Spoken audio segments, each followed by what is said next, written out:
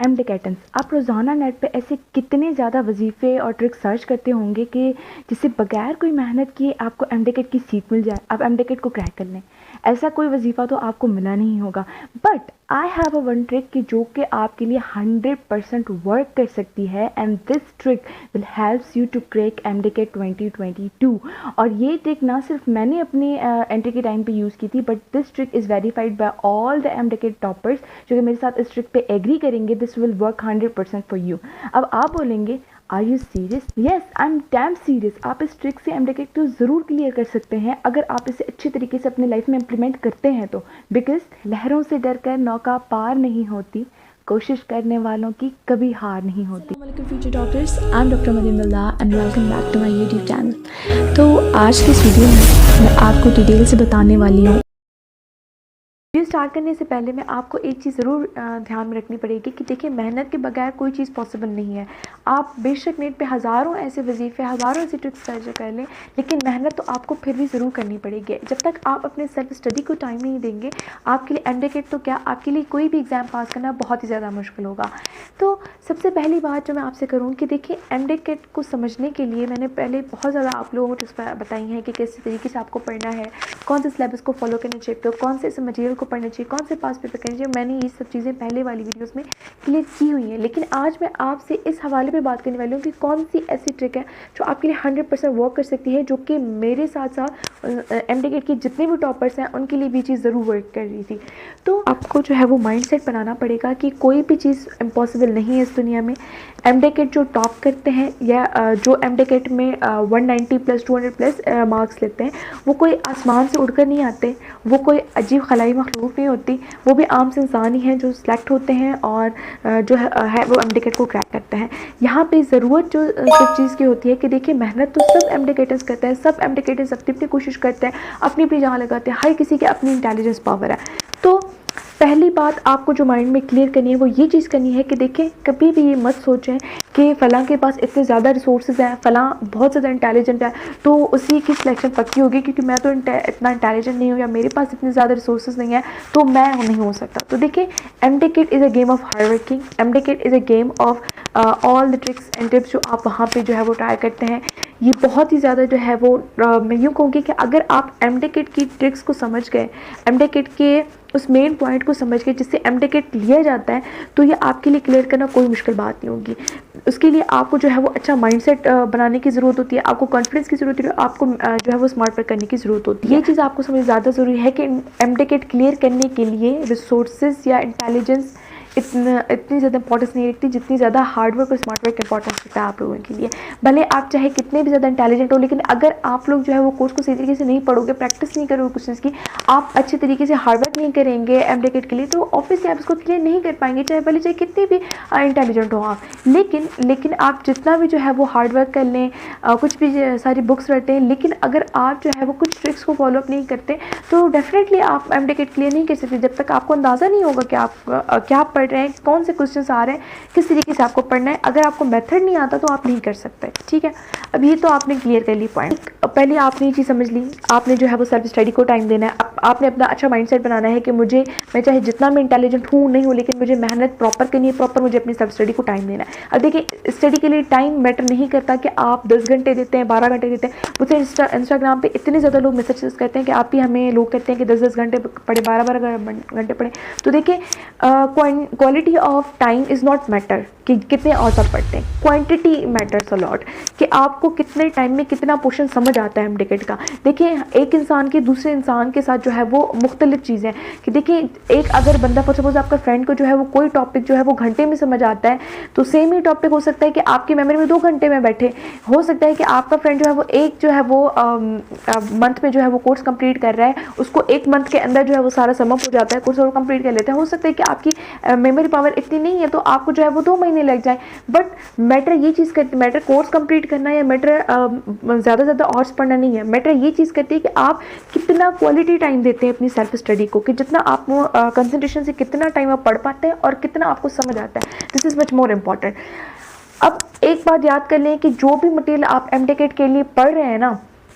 उसको आप जो है वो उस हिसाब से पढ़ें, जैसे कि मैंने आपको पहले वाली वीडियो में बताया कि उस हिसाब से पढ़ें जिस हिसाब से एमटीकेट लिया जाता है। एक्स्ट्रा फजूल चीज़ों में पढ़ने की कोई ज़रूरत नहीं है आप लोगों को, जिससे आपका माइंड जो है वो डाइवर्ट हो सकता है। ठीक है, ये पॉइंट्स आपको मेनली प्रिकॉशंस आपने ज़रूर लेने अपनी स्टडी के टाइम पे, या जब भी आप सेल्फ स्टडी करने बैठो तो एमटीकेट के लिए। अब मेन चीज़ की जो ट्रिक आपको यहाँ पे टॉपर बना सकती है एमटीकेट का, वो ये है कि देखें बहुत सारे स्टूडेंट्स मेहनत करते हैं, ठीक है, सारे लोग जो है वो कोर्स को रिवाइज करते हैं, उसको रिपीट करते हैं, उसको रिवीजन करते हैं, फैक्ट्स याद करते हैं, कॉन्सेप्ट्स करते हैं, ये सब लोग करते हैं, ठीक है। बट एक एमटीकेट टॉपर और एक एमटीकेट जो है वो रिपीटर, इन दोनों के बीच का एक फ़र्क होता है, एक बात होती है जो इनमें फ़र्क करती है कि आप एमटीकेट में सिलेक्ट होते हैं कि आइदर नहीं, वो होती है आपकी क्वेश्चंस की प्रैक्टिस। देखिए ये एक ऐसी वाहिद पॉइंट है जो आपको एमटीकेट में सिलेक्ट भी करा सकती है, जो आपको एमटीकेट से गिरा भी सकती है। यही पॉइंट होती है कि जो आपको टॉपर भी बना सकती है और आपको जो है वो एमटीकेट रिपीटर भी बना सकती है। आपकी प्रैक्टिस, आपकी पास पेपर सॉल्व करने की एबिलिटी, ठीक है, जितनी आपकी एमटीकेट में जो है वो प्रैक्टिस मजबूत होगी, उतने आपके कॉन्सेप्ट सही से आपको याद रहेंगे, उतने आपको रट्टे वाली चीज़ें सही से याद रहेंगी, उतना आप जो है वो अपने आप को एमटीकेट के माहौल के हिसाब से एमटीकेट के लिए प्रिपेयर कर पाएंगे, उतना आप जो है वो एमटीकेट के लिए जो अच्छे से प्रिपेयर हो पाएंगे। तो अब देखिए पास पेपर सॉल्व करने का भी एक तरीका होता है जो आपको आना बहुत ज़्यादा लाजमी है और उस हिसाब से ही आपको करना पड़ता है, ठीक है, तभी जो है वो पास पेपर्स आपके लिए सॉल्व करना जो है वो बेनिफिशियल रहता है। सबसे पहली बात कि पास पेपर के लिए मैं आपको ये कन्फ्यूजन क्लियर कर दूं कि देखिए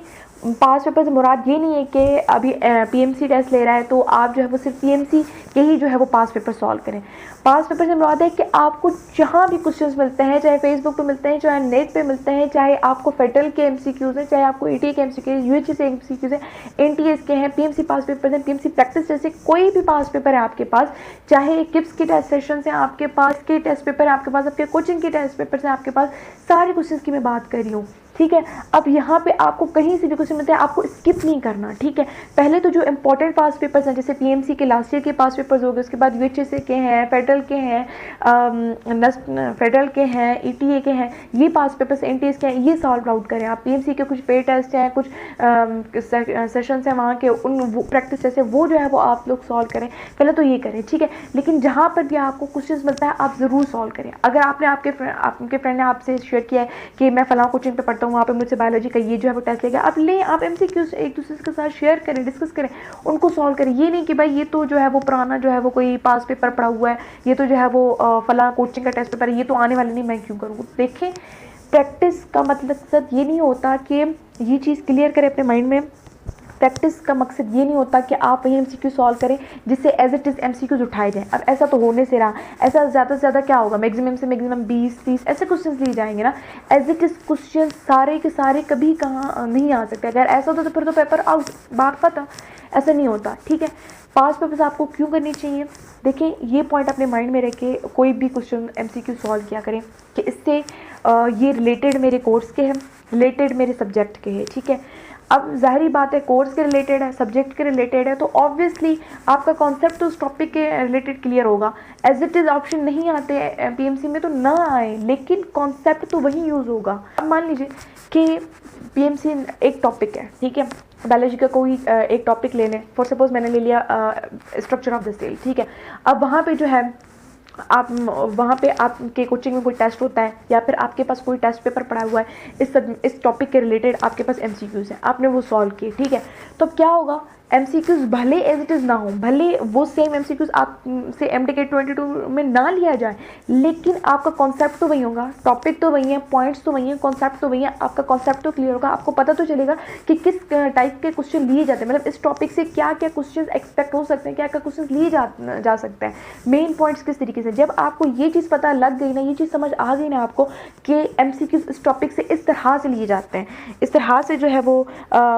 ये मेन पॉइंट्स है, तो फिर आप जब रिवीजन करने बैठोगे, कोई भी टॉपिक पढ़ने बैठोगे, आपको ये चीज़ क्लियर होगी कि मुझे जो है वो ये पॉइंट्स पे ज़्यादा फोकस करना है क्योंकि इनसे क्वेश्चन लिया जा सकता है, या फिर ये पॉइंट्स इंपॉर्टेंट है। जब आपको पता ही नहीं होगा कि कौन सी पॉइंट्स इंपॉर्टेंट है, फिर तो आप फालतू में ऐसे ही जो है वो ऊपर से सिर्फ रीडिंग दोगे बुक को, ठीक है। तो ये चीज़ बहुत ज़्यादा इंपॉर्टेंट है कि आपने प्रैक्टिस करनी है एमसीक्यूज़ की बहुत ज़्यादा। फिजिक्स और केमिस्ट्री का पोर्शन मैं कहती हूँ कि वही लोग, मैंने लास्ट वीडियो में आपसे बात की थी कि देखिए जो मुकाबला होता है ना एमटेकेट की सीट्स पे, वो 2 सब्जेक्ट्स पे, वो जो है वो आपके इन सब्जेक्ट्स पे होता है, फिजिक्स और केमिस्ट्री। जिन बच्चों की ग्रिप इन सब्जेक्ट्स पे अच्छी होती है ना, वो एमटेकेट क्लियर करते हैं। और इन सब्जेक्ट्स पे अगर आपको ग्रिप चाहिए तो आपको पास पेपर लाजमी सॉल्व करने पड़ेंगे, वरना इनके फिजिक्स के और केमिस्ट्री के न्यूमेरिकल्स, कॉन्सेप्ट, फैक्ट्स आपको ऐसे समझ ही नहीं आएंगे जब तक आप जो है वो उनके पास पेपर सॉल्व ना करें, जब तक आप उन क्वेश्चंस की प्रैक्टिस बहुत ज़्यादा ना करें। तो प्रैक्टिस अपनी बहुत बहुत बहुत ज़्यादा करनी है। मतलब अगर मान लो कि आप, मैं यूँ कहती हूँ कि मान लो अगर आप जो है,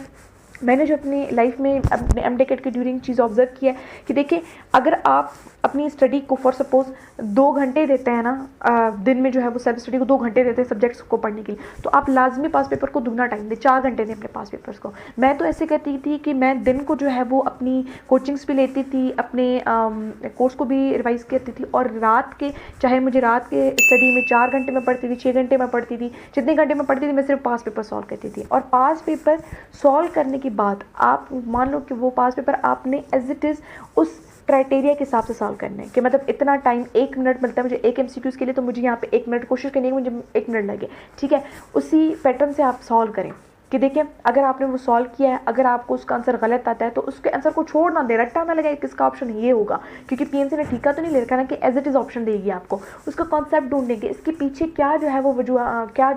अगर ये आंसर है, ठीक है, इसके पीछे क्या पॉइंट है, क्या लॉजिक है जिसकी वजह से इसका राइट आंसर ये रुक रहा है, तो इसके पीछे लॉजिक ढूंढें, ठीक है। सिर्फ रट्टा मत लगाएं, क्वेश्चंस को सॉल्व करें, उसके पीछे जो ट्रिक है, टिप है, लॉजिक है, वो अपने माइंड में बिठाएं, उसको सर्च करें, उसको बिठाएं अपने माइंड में। अब तो नेट का दौर है, इतनी वास्ट चीज़ें होती हैं, तो ये चीज़ आपने लाजमी करनी है। इस तरीके से आप सॉल्व करें पास पेपर को, इंशाल्लाह